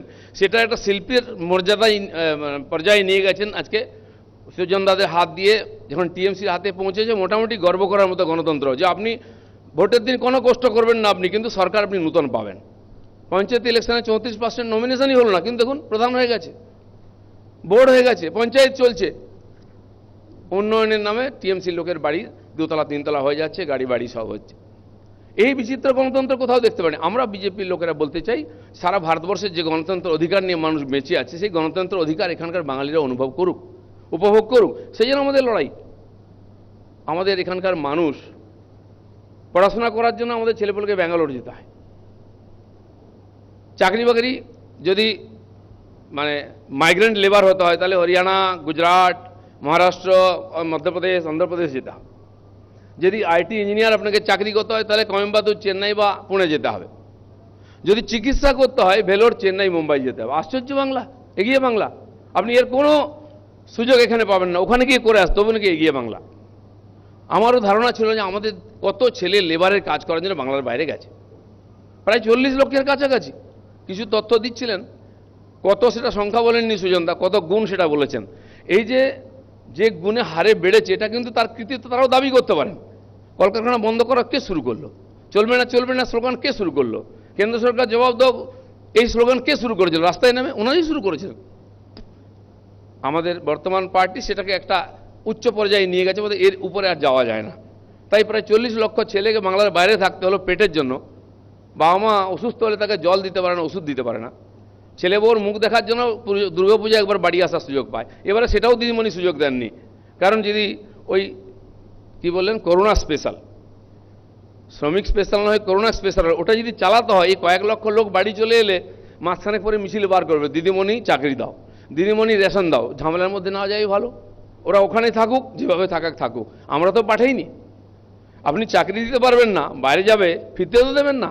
আশ্চর্য গণতন্ত্র। এই পরিস্থিতি তৈরি হয়েছে কেন? এর পরিত্রাণের জন্য আমরা লড়াই করছি। হতে পারি আমরা সাম্প্রদায়িক, হতে পারি আমরা স্বৈরতান্ত্রিক, কিন্তু এই যে স্বৈরতন্ত্র পশ্চিমবাংলায়, এর কোনো জবাব নেই। এই ধরনের স্বৈরতান্ত্রিক আমাদের পশ্চিমবাংলাতে কল্পনাও করতে পারিনি। শত শত মানুষ প্রাণ দিয়েছিল এখানে গণতন্ত্র ফিরিয়ে আনে, স্বাধীনতা ফিরিয়ে আনার জন্য। যে বাংলার মানুষ যাতে মাথা উঁচু করে বুক টান করে নিঃশ্বাস নিতে পারে, নিজের মতো করে রাজনীতি করতে পারে, বাঁচতে পারে। তার যে এই পরিণতি হবে এখানে এসে, একজন শাড়ি পরা হিটলারের হাতে আমাদের পড়তে হবে, আমার মনে হয় এটা কেউ কল্পনাও করতে পারেনি। তিনি আবার গণতান্ত্রিক অধিকারের কথা বলেন। সেদিন একজন তাদের বরিষ্ঠ নেতা প্রেস কনফারেন্সে বলছিলেন গণতন্ত্র ফিরিয়ে আনবেন। বলে গেল কোথায় সেটা? গণতান্ত্রিক অধিকার ফিরিয়ে দেবেন, গণতন্ত্র টিএমসি লোকের হাতে? আমি টিএমসি যখন নেতাকে জিজ্ঞেস গণতন্ত্র কি ভাই, বলে সেটা তো কোনোদিন শুনিনি, খায় না মাখে গণতন্ত্র। যে পার্টির মধ্যে গণতন্ত্র নাই, সে আবার লোককে গণতন্ত্র দেবে। আমি অবাক হয়ে যাচ্ছি, কোথা থেকে গণতন্ত্র আনবেন? এই যে গণতন্ত্রহীনতা 50 বছর ধরে আমরা অনুভব করছি, আমার মনে হয় গণতন্ত্র যদি হঠাৎ আমরা পাই, আমরা পাগল হয়ে যাব। এই যে প্রজন্ম এখানে বসে আছেন, 2-1 জনকে বাদ দিলে, গণতন্ত্র কি তারা চোখে দেখেননি। তারা শোনেন সরকার পরিবর্তন হয়, কিন্তু আমাদের কোনো রোল থাকে না তাতে। এই ধরনের গণতন্ত্র যেটা রাশিয়াতে করেছিলেন এনাদের মাস্তুত পিস্তুত ভাইরা সুজনদাদের, ভোট হবে, একজনই দাঁড়াবে, তাকেই ভোট, এটাই নাকি গণতন্ত্র। চীন এখনও করে। আমি জানি না তারা সুযোগ পেলে সেটা চালু করতেন কিনা, কিন্তু সেই সুযোগটা এখানকার লোক দেয়নি। এই ধরনের স্বৈরাচারী মানসিকতা, আর সেই স্বৈরাচার কতদূর হতে পারে তার বিরুদ্ধে সমালোচনাও করা যাবে না, তাহলে মেরে আপনার গাছে টাঙিয়ে দেওয়া হবে। আমফানের সময় বা লকডাউনের সময় রেশন এলো, চুরি হয়ে গেল সম্পূর্ণভাবে গরিব মানুষের পেটের অন্নটা। আমফানের টাকা এলো, চুরি হয়ে গেল। কিভাবে লুট হয়েছে? সর্বাধিক প্রচারিত সংবাদ মাধ্যমে সেটা প্রচারিত হলো। তার পরিণাম কি হলো? তার সম্পাদককে তার চাকরি হারাতে হলো। এর চেয়ে বড় স্বৈরতন্ত্র কী হবে? আর তিনি গণতন্ত্রের অধিকার নিয়ে পাটনা যান, লখনৌ যান, মুম্বাই যান প্রধানমন্ত্রীর বিরুদ্ধে সভা করতে, তার বিরুদ্ধে তিনি তোপ দাগেন। কিন্তু এখানে এলে আপনার হেলিকপ্টার নামতে দেওয়া হবে না, আপনাকে জনসভা করতে দেওয়া হবে না, আপনাকে একটা হল দেওয়া হবে না, একটা মাঠ দেওয়া হবে না। বিচিত্র গণতন্ত্র, ওয়ান পার্টি গণতন্ত্র, এটা আমরা এখানে এটা দেখতে পাচ্ছি আজকে। এর পরিবর্তন চেয়েছি আমরা, আর বেশি কিছু চাই না। আমরা চাইছি চাকরি যদি করতে পশ্চিমবাংলায় নয়, কেন হরিয়ানা গুজরাট যাবে? আমি নিজের চোখে গুড়গাঁও দেখে এসেছি 2-3 মাস আগে। 10,000 মাইগ্রেন্ট লেবার এই দক্ষিণ চব্বিশ উত্তর চব্বিশ নদিয়া, মুর্শিদাবাদ, কুচবিহার অবধি বিস্তীর্ণ। নিউ টাউন যখন প্রথম টাউনশিপ হয়েছিল, যেরকম ফাঁকা মাঠ ছিল, ধুলো উঠতো, হাজার হাজার পরিবার গ্রাম ছেড়ে চলে গেছে। যে বিস্তীর্ণ শহর তৈরি হয়েছে গুড়গাঁওতে, মানে আমি দেখার পরে মনে হলো যে আমাদের দেশের শহর নয়, এত উন্নত, এত চকচকে। তৈরি কারা করছে? পশ্চিমবাংলার লেবার ওখানে সেই কাজ করছে। এটা দেখে এলাম চোখে, নিজের চোখে, না গেলে আমার বিশ্বাস হতো না। এই যে মাইগ্রেন্ট লেবার হতে বাধ্য করা হলো যাদেরকে, তাদেরকে অধিকার নেই বাংলায় থেকে করে খাওয়া, পরিজনের সঙ্গে থাকার। কত দুর্ভাগ্য দেখুন। একসময় বাঙালি গর্ব করে বলতো আমরা সেনা প্রধান দিয়েছি, এয়ারফোর্সের প্রধান দিয়েছি, নেভি প্রধান দিয়েছি, আর্মির প্রধান দিয়েছি, আমরা সায়েন্টিস্ট দিচ্ছি, লয়ার দিচ্ছি, সুপ্রিম কোর্টের জাস্টিস দিচ্ছি, ডাইরেক্টর দিয়েছি ফিল্মের, আমরা লেকচারার প্রফেসর দিচ্ছি, সায়েন্টিস্ট দিচ্ছি, ভিসি দিয়েছি, খেলোয়াড় দিয়েছি, কি দিইনি সারা দেশকে? এখন কি দিচ্ছি? Migrant labour. এটা আমাদের কন্ট্রিবিউশন বাংলার, গর্ব করে বলতে পারি। আর আনছি কি? Is, IPS. আপনি দেখুন যত ডিএমএসপি আছেন, কটা বাঙালি আছে? আপনি পান্ডে পাবেন, সিং পাবেন, মিশ্র পাবেন, রাও পেতে পারেন। খুব কষ্টে ঘোষ বোস, মিত্রি, মুখার্জি, চ্যাটার্জি পাবেন। 20%, 30% পেতে পারেন। এর জন্য খালি টিএমসির কৃতিত্ব আছে না, সুজনবাবুরাও শুরু করেছেন। শিক্ষা ব্যবস্থার কোমর ভেঙে দিয়েছেন বলে আজকে আইএস, আইপিএস নাই। খুব বেশি আইটি ইঞ্জিনিয়ার হচ্ছে আমাদের এখান থেকে। এই কি পশ্চিমবাংলার কন্ট্রিবিউশন হওয়া উচিত দেশের জন্য? কোথায় যে বড় লোকেদের জন্য আমরা বাঙালি হিসেবে সম্মান পাই, তার ছিটে ফোঁটা নাই কেন আজকে? এর পরিবর্তন দরকার আছে। সেই জন্য এখানে কাটমানিয়া সিন্ডিকেট চূড়ান্ত পর্যায়ে চলে গেছে। কোথায় গেছে? নেতাজির বংশধর কেউ ছাড়া হচ্ছে না, আর বিশ্বভারতীকেও ছাড়া হচ্ছে না। সিন্ডিকেট এত দূর পৌঁছে গেছে, সেখান থেকে কামানোর চেষ্টা হচ্ছে, বুল্ডোজার দিয়ে দেওয়াল ভেঙে দেওয়া হচ্ছে, গেট ভেঙে দেওয়া হচ্ছে। আর কাটমানি, নিজের মায়ের জন্য ঘর আসবে তার থেকেও ছেলে কাটমানি নিজের পেপারে বেরিয়েছে। দেয়নি বলে মাকে ঘর ছাড়া করেছে। মা ঘর পাবে 20,000 টাকা, তার কাছ থেকে নিজের ছেলে পঞ্চায়েতের মেম্বার। আর কোথায় নামবো আমরা? আর কি বাকি থাকলো? সেই জন্য এই যে স্বৈরাচারী আর সিন্ডিকেট চলছে, কাটমানি চলছে, এর পরিত্রাণ চাই নির্বাচনের মাধ্যমে। বাঙালি রাজনীতিরা বোঝে, রাজনীতির পরিবর্তনের মাধ্যমে বাকি সামাজিক, আর্থিক বা শিল্প, সাহিত্য সব কিছুর পরিবর্তন সম্ভব। আমরা ওইখান থেকে ধরেছি। আর হয়তো নির্বাচন হবেই, সবাই আশা করছেন সময় হবে, হওয়া উচিত। পঞ্চায়েত বা পুরসভার 118টা পুরসভা, মিউনিসিপ্যালিটিকে 1.5 বছর ধরে আটকে রাখা হয়েছে, মানুষের গণতান্ত্রিক অধিকার প্রয়োগ করতে দেওয়া হয়নি। আমি জানি না কোন অধিকারী মমতা ব্যানার্জি যেটা করেছেন। আপনি কিছু দেবেন না, কিন্তু প্রতিনিধি নির্বাচনের সুযোগ তো দিন। একটা ক্যারেক্টার সার্টিফিকেট, একটা ইনকাম সার্টিফিকেট একটা পাওয়া যাচ্ছে না। সেই জন্য যদি মে মাসের ইলেকশনে হেরেও যান, আমার খুব সন্দেহ আছে ডোনাল্ড ট্রাম্পের মতন করতেও পারেন। বলবেন আমি হোয়াইট হাউস ছাড়বো না, আমি নবান্ন ছাড়বো না, হতেও পারে। গদি আটকে রাখতে পারেন, লোকজন ঢুকিয়ে দিয়ে দখল করতে পারেন। মার্কাট হতো, গুলি খেয়ে নিয়ে 5 জন মারা গেছে, এখানে পঞ্চায়েতে 13 জন মারা গেছে, তার বেশি সংখ্যাও হতে পারে। নির্বাচন হলেই হারজিত মেনে নিতে হবে। কে বলেছে? কোন ব্যাটারে তো সাহস আমাকে বলছে হেরে গেছে ছেড়ে দাও? আমার মনে হয় তারও সেই দৃশ্য দেখার জন্য প্রস্তুত থাকুন। হারার পরেও নবান্ন না ছাড়বেন, সেই ঘটনা ঘটতে পারে। ধন্যবাদ। ধন্যবাদ দিলীপদা। দিলীপদা শুরুতেই বলেছেন, আমি নিশ্চিন্ত হয়েছি যে এখানে সবার সুস্বাস্থ্য কামনা করেছেন। সাধারণভাবে গ্রামের ভাষণ দিতে গেলে মঞ্চের ওপর থেকে দিলীপদা কাউকে না কাউকে পেটানোর কথা বলেন, এখানে বলেননি। অনেকে রসিকতা করে বলেন যে দলবদলটা বিজেপি শিল্পের পর্যায়ে রাজ্যে নিয়ে গেছে। শুধু স্রোতে আসা যাওয়া আমরা জানি না, শুধু স্রোতে ভাষা কিনা তাও জানি না, কিন্তু সেটা নিত্য চলিতেছে এবং সেটা আমরা দেখছি। মূল কুশীলব বিজেপি। আমার শুধু 1996 সালের একটি ঘটনা মনে পড়ে, যখন এই দলের প্রতিষ্ঠাতা সদস্য সংসদীয় নৈতিকতার একটা চূড়ান্ত উদাহরণ রেখেছিলেন অটল বিহারী বাজপেয়ী। 13 দিনের মাথায় তার সরকারটি পড়ে গেছিল, কিন্তু তিনি অন্য দল ভাঙাননি। মাথা উঁচু করে বলেছিলেন, অন্য দল ভাঙিয়ে নিজেদের দলকে শক্তিশালী করার চেষ্টা আমি কোনোদিন করিনি, করব না। কদিন আগে দেখলাম অরুণাচল প্রদেশে নিজেদেরই শরিক নীতিশ কুমারের জেডিইউর 6 জন বিধায়ককে ভাঙিয়ে নিল বিজেপি। আমার পরের বক্তার কাছে যাওয়ার আগে আমার একটা ছোট্ট খটকা বলে রাখি, নিঃসন্দেহে ওপেন ফোরামে দিলীপদার কাছ থেকে আমি জেনে নেব। সদ্য বিজেপিতে আসা সুনীল মণ্ডল বলেছেন, 1 জন 2 জন নয়, 22 জন তৃণমূল সাংসদের 16 জনই নাকি শিগগিরই বিজেপিতে যোগ দেবেন। অর্জুন সিং এবিপি আনন্দেই দেখলাম তিনি বলছেন যে তৃণমূলের 26 জন বিধায়ক বিজেপিতে এলেন বলে। আমি দিলীপদার কাছে ওপেন ফোরামে শুধু এইটুকু জিজ্ঞেস করব যে দাদা, এ তো এমনি এমনি কেউ আসবেন না, ভোটের টিকিটটা দিতে হবে। আর ওই বিলেত ফেরতের মতো এতজন তৃণমূল ফেরতকে টিকিট দিতে হলে কজন আদি বিজেপি আদৌ ভোটে লড়ার সুযোগ পাবে? যাই হোক, আমার পরের বক্তা গায়ক পরিচালক অনিন্দ্য চট্টোপাধ্যায়। বাড়ি থেকে বেরোনোর সময় বউ পই পই করে বলে দিয়েছিল যে এসব ডিবেট খুব ডেঞ্জারাস, এবিপি আনন্দর ডিবেটে যাচ্ছ, উল্টোপাল্টা কিছু বকো না। আমি বলেছি না না না, উল্টোপাল্টা বলবো না। বউয়ের কথা আমি এমনিতে খুব মানি, সত্যি বলতে কি একটু ভয়ও খাই। সে অবশ্য কেই বা ভয় পায় না, আপনারা যারা এখানে আছেন আমার ধারণা অনেকেই বউকে ভয় খান। আমার মনে হয় সুমনও পায়, প্রকাশ করুক বা না করুক। কিন্তু একটা কথা পরিষ্কার করে বলে নেওয়া ভালো আজকের এই ডিবেটে, সেটা হচ্ছে যে বউয়ের থেকেও যদি আমি কাউকে ভয় পাই তাহলে সেই জিনিসটা হচ্ছে রাজনীতি। রাজনীতিকে অত্যন্ত ভয় পাই আমি। আমার মনে হয় রাজনীতির কোনো একটা সংযোগ, কোনো একটা ছোঁয়াচ, তা যদি সুমনের ভাষায় একটু আগে কমন ম্যানের কথা বলেছে, সেই কমন ম্যান যদি সেই ছোঁয়াচটা পায় তাহলে সে ওরে বাপরে বলে পালিয়ে চলে যাবে। এই ভয়টা একটু একটু করে তৈরি হয়েছে, সমস্ত মানুষের মধ্যেই ইনজেক্টেড হয়েছে, আমাদের মধ্যেও রয়েছে। মানে আমরা এদিকে যারা রয়েছি কয়েকজন কমন ম্যান আছি, ওইদিকে যারা আছেন তারা আনকমন ম্যান হিসেবে আমি ধরে নিচ্ছি। কমন ম্যানরা কিন্তু আনকমন ম্যানদের খুব খুব ভয় পায়। এই কমন ম্যান সত্যি সত্যি যিনি স্রষ্টা, সেই আর কে লক্ষ্মণ, তার অনেক লেখালেখি আছে। তিনি ভারতীয় রাজনীতির একটা চেহারা দীর্ঘদিন ধরে তিনি এঁকেছিলেন। তিনি একবার বলেছিলেন যে our politics is so sad that if I had not been a cartoonist I would have committed suicide. কি মারাত্মক কথা ভাবুন। ভাগ্যিস তিনি কার্টুনিস্ট হয়েছিলেন, সেই কারণে তিনি সারভাইভ করে গেছেন।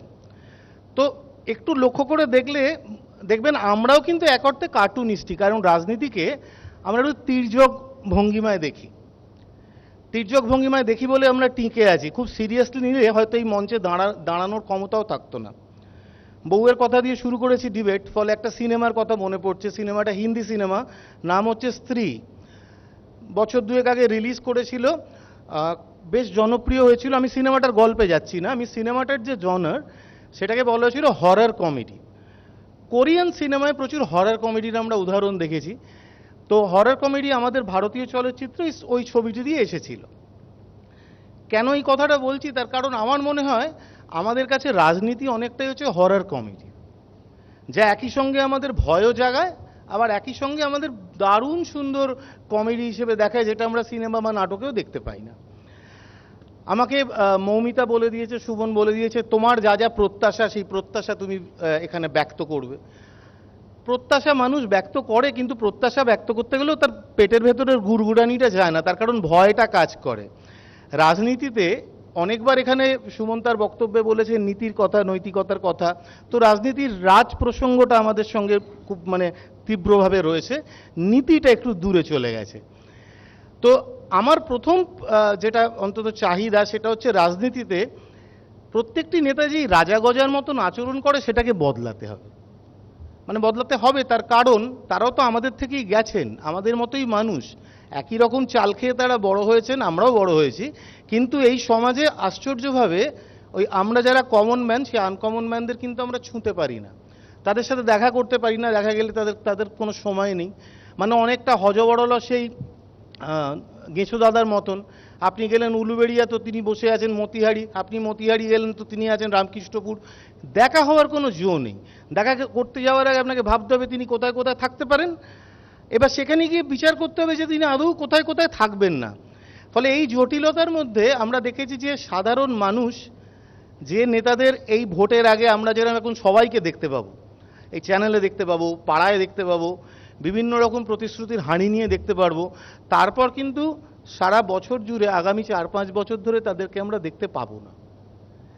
ফলে কোথাও একটা আমার মনে হয় যারা সাধারণ মানুষ, তাদের কোথাও এইটুকু তারা দাবি জানাতে পারে যেন তারা সবসময় তাদেরকে পাশে পায়। একটা ছোট্ট দাবি আছে আমার, এই দাবিটা আমি জানি না যে এটা আদৌ কোনোভাবে কেউ প্রত্যাশা পূরণ করতে পারবেন কিনা, হয়তো ছোট মুখে বড় কথা বলছি, সেটা হচ্ছে রাজনীতিবিদদের মাস্তান নিয়ে ঘোরাফেরাটা বন্ধ করতে হবে। আপনারা দেখবেন, আমি অনেক বছর আগেকার একটা ঘটনার কথা উল্লেখ করছি, হয়তো আপনাদের মনে আছে, যে সত্যজিৎ রায় যখন মারা যান কেওড়াতলা শ্মশানে তার দাহকার্যে আমাদের তৎকালীন নগরপাল, সম্ভবত নাম ছিল বীরেন সাহা, তিনি গিয়েছিলেন ওখানে। তো ওখানে একজন গুন্ডা ছিল, তার নাম ছিল স্বপন, তাকে সবাই শ্মশান স্বপন বলে ডাকতো। তিনি ওনাকে দেখে অত্যন্ত উৎফুল্ল আর সাহাদা বলে ডেকে উঠেছিলেন। এই সাহাদা বলার জন্য তাকে তীব্রভাবে ভর্ৎসিত হতে হয় এবং তার পদ নিয়েও টানামানি হয়। তো যদি তাই হয় যে একজন গুন্ডা একজন নগরপালকে চেনে, এটার জন্য তাকে যদি তাকে ঝামেলায় পড়তে হয়, তাহলে তো আমাদের সমস্ত রাজনীতিবিদকে ঝামেলায় পড়া উচিত। তার কারণ আমরা কোনো রাজনীতিবিদ দেখি না যারা আমচা চামচা নিয়ে ঘোরে না। একজন রাজনীতিবিদও নয়, আপনারা দেখবেন তারা মৌমাছি চাকের মতন ঘোরে, সামনে তিনজন পেছনে তিনজন। এবং তারা কারা? তারা কিন্তু খুব বর্ষিয়ান অধ্যাপক নন, তারা কিন্তু খুব দারুণ এনজিও কর্মী নন, তারা হচ্ছেন হাত কাটা নাড়ু কিংবা পেট মোটা ফ্যাপলা, কিছুদিন আগে যাদের পকেটে খুন নিয়ে ঘুরতে দেখাচ্ছেন, তারা নিয়ে ঘোরে। কেন ঘোরে না? তার কারণ তারা যে সর্বশক্তিমান সেইটা প্রমাণ দেওয়ার জন্য ওরা হচ্ছে তাদের বিজ্ঞাপন। ফলে আমার একটা ছোট্ট প্রত্যাশা যে যদি সত্যিকারের তেমন সরকার আসে, যেই আসুক, তাদের কাছে আমাদের প্রত্যাশা যে নেতারা যেন মাস্তান সংসর্গটা একটু কম করেন। আজকের এই ডিবেটের টপিকটা একবার আমি বলি, পদ্ম বনাম ঘাসফুল, হাত ধরল কাস্তে, 21-এ কাদের বাজিমাত ক্ষমতায় আসতে। খুব শক্ত, যিনি লিখেছেন আমি বলবো ডেফিনেটলি তিনি বাংলা ধাঁধা নিশ্চয়ই জানেন। আমার প্রথমেই এটা পড়ে মনে হয়েছে অনেক পুরনো একটা বাংলা ধাঁধা, যে কায়স্তর কাস্ত ছাড়া পাঁটা ছাড়া পা, লবঙ্গর বঙ্গ ছাড়া তা দিয়ে দিয়ে খা। তো কায়স্তর যদি আস্ত ছাড়া যায় কা থাকে, পাঁটার পা বাদ গেলে থাকে ঠা, আর লবঙ্গ বঙ্গ ছাড়া হলে থাকে ল, অর্থাৎ কাঁঠাল।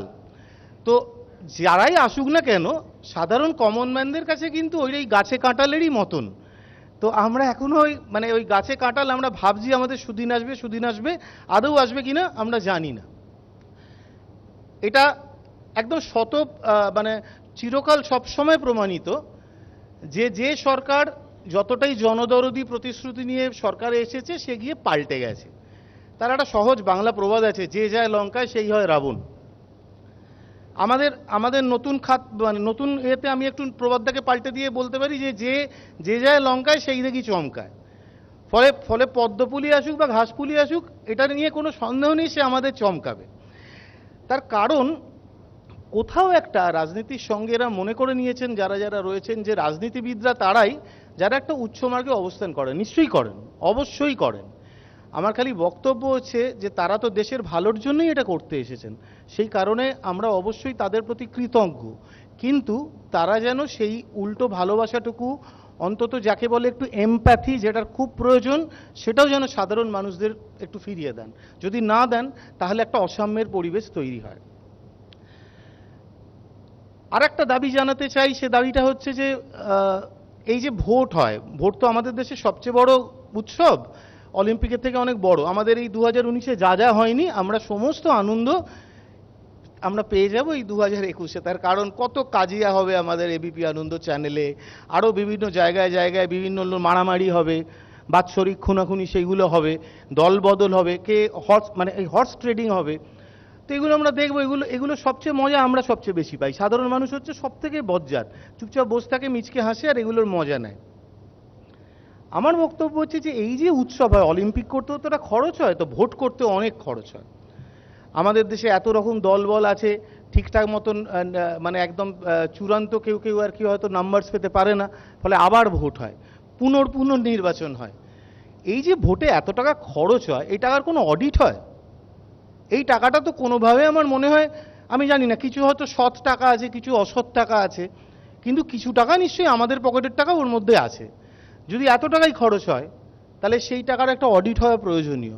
সমস্ত রাজনৈতিক দল যারা আছেন, আমি চাই যে তারা ভোটে যা খরচ করলেন, তারা কত টাকা দিয়ে কি ব্যবস্থা করলেন, তার একটা অডিটের খতিয়ান যেন সাধারণ মানুষের কাছে পেশ করেন। সাধারণ মানুষ কেন রাজনীতি নিয়ে উদাসীন? তার কারণ তারা ভয় পায় সব কিছু নিয়ে। এই ভয়টা তাড়ানো দরকার। রাজনীতিবিদদের উচিত সাধারণ মানুষকে সামনে নিয়ে আসা, তারা যাতে আর একটু যত্ন করে তাদের মতামত যেন তারা শুনতে পারে। ভোটের সময় তারা শোনেন, কিন্তু তারপর আর তারা শোনেন না, তারপর তারা ক্ষমতার উচ্চ মার্গে অবস্থান করেন। একটা খুব সামান্য কথা একটু বলতে চাই, এখানে তিলোত্তমাও আছে, বাকিরাও রয়েছেন। সেটা হচ্ছে যে ভোটে যারা প্রচার করছেন আপনারা প্রচার করুন, কিন্তু আপনারা ভুল কোটেশন দেওয়া বন্ধ করুন। এটা তো একটা বাংলা ভাষা, এই বাংলা ভাষা নিয়ে আমরা কাজ করি, গান গাই, সিনেমা করি, লেখালেখি করি। মনে রাখবেন সব কবিতাই রবীন্দ্রনাথ লেখেননি। ফলে আর সমস্ত বাংলা বানান আপনারা নিজেদের মতন লিখবেন না। যারা দেয়াল লিখন করছেন বানানটা একটু ঠিক লিখবেন, যারা কোটেশন দিচ্ছেন একটু শুদ্ধভাবে বলবেন। যদি রবীন্দ্রনাথকে সত্যিই কোট করতে হয় সেটা একটু ভদ্রভাবে স্পষ্টভাবে বলবেন। ফলে এই ভাষা শিক্ষার ক্লাস কিন্তু যে রাজনীতিবিদরা আছে যারা প্রচারে আসছেন তার আগে একটা দেওয়া উচিত। যদি সেটা না হয় তাহলে কিন্তু এই প্রচারটা খুব হাস্যকর একটা জায়গায় চলে যাচ্ছে। দুর্গাপুজো হোক, অন্যান্য উৎসব হোক, পাড়ায় পাড়ায় একটু লাইব্রেরিও খোলা হোক। আর সত্যি সত্যি আমি বলছি রাজনীতিবিদরা একটু লিনিয়েন্ট হন সাধারণ মানুষের প্রতি। অনির্বাণ ভীষণ সুন্দর বলেছে, ও বলেছে যেরাম যা ইচ্ছে সেটা খাবে, যেরাম যা বন্ধু সেরাম করবে। ও বলেছে ষষ্ঠীর দিন লুচি খাবে তো অষ্টমীর দিনও পাঁঠার মাংস খাবে। আমি বলছি আমি নবমীতে বিফও খাবো, সেটাকেও অ্যালাউ করা হোক। তার কারণ এইটুকু আমার পাবলিক রাইটের মধ্যে পড়ে। সময়সীমা শেষ হয়ে যাচ্ছে, এমন একটা সময়ে বিতর্ক হচ্ছে, স্বামীজির জন্মতিথি খুব সামনে। তো এমন একজন ভদ্রলোকের নাম বললাম যিনি মন্দিরে গিয়ে অর্থ বা বিত্ত চাইতে গিয়ে বলেছিলেন একটু বিদ্যা দাও, বুদ্ধি দাও, শুভ চিন্তা দাও। আমিও নেতাদের কাছে এইটুকু অনুরোধ করব যে সর্বশক্তিমানের কাছে আপনারাও চান ক্ষমতার গদি, সর্বশক্তিমানের কাছে আপনারাও চান ক্ষমতার গদি, তার সঙ্গে একটু শিক্ষা, একটু শুভবুদ্ধি, একটু সংযম চান যদি, প্লিজ একটু সংযম চান যদি। Thank you. ধন্যবাদ অনিন্দ। অনিন্দ শুরু করেছিল গাছে কাঁঠাল গোঁফে তেল, অর্থাৎ ক্ষমতায় পৌঁছানোর পর রাজনীতিবিদরা যা বলে এসেছেন তা ভুলে যান।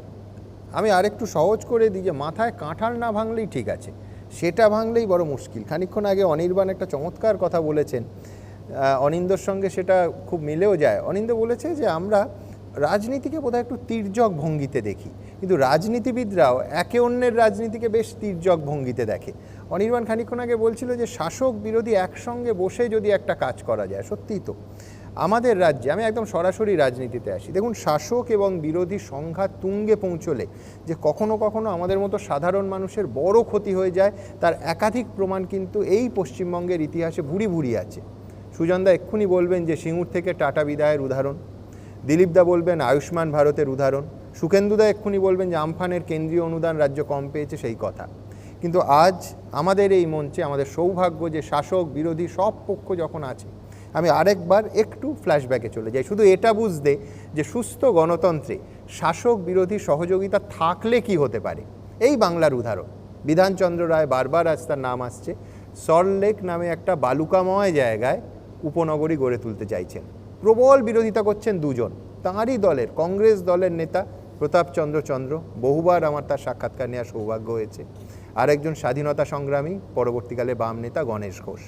দুজনেরই আপত্তির যথেষ্ট সঙ্গত কারণ ছিল নানা দিক থেকে, পরিবেশগত ক্ষতি, নিকাশি ব্যবস্থার বিপর্যয়, মৎস্যজীবী যারা আছেন তারা জীবিকা হারাবেন। বিধান রায় চাইলেই কিন্তু নিজের ক্ষমতা বলে এই প্রকল্পটি বাস্তবায়িত করতে পারতেন দুজনের আপত্তি একেবারে উড়িয়ে দিয়ে, বিধান রায় করেননি। দুজনকে বারবার একাধিক মিটিংয়ে ডেকে ঘন্টার পর ঘন্টা এক টেবিলে আলোচনা করে সমস্ত সংশয়, সমস্ত সমস্যা দূর করে তারপর এই সল্টলেক সিটি গড়ে তুলেছিলেন। আজ আমরা সবাই যেখানে বসে আছি, এবং তারপর বলেছিলেন আমি হয়তো বেঁচে থাকাকালীন দেখে যেতে পারবো না, কিন্তু ভবিষ্যৎ প্রজন্ম এর সুফল পাবে। ভবিষ্যৎ প্রজন্ম সুফল পেয়েছে। গণতান্ত্রিক পরিবেশে শাসক বিরোধী মুখোমুখি আলোচনার টেবিলে বসার সেই সুফল পেয়েছি বলে আমরা সবাই এখানে বসে আছি। যাই হোক, আমার পরের বক্তা, শেষ বক্তা সাহিত্যিক তিলোত্তমা মজুমদার। নমস্কার সবাইকে। আমি কেমন পশ্চিমবঙ্গ চাই আগামী নির্বাচনের পর, এবার শোনা যাচ্ছে? এবার হ্যাঁ, থ্যাংক ইউ। আমি 2021-এর নির্বাচনের পর কেমন পশ্চিমবঙ্গ চাই। শুধু পশ্চিমবঙ্গ তো চাইতে পারি না, কারণ পশ্চিমবঙ্গ তো ভারতবর্ষের অঙ্গ। তো আমি ভারতের একটি অঙ্গ, গোটা ভারতবর্ষকে যেমনভাবে দেখতে চাই পশ্চিমবঙ্গকেও চাই ঠিক সেই রকমভাবে দেখতে। কিভাবে? একটা সুন্দর পশ্চিমবঙ্গ। সুন্দর পশ্চিমবঙ্গ মানে কি?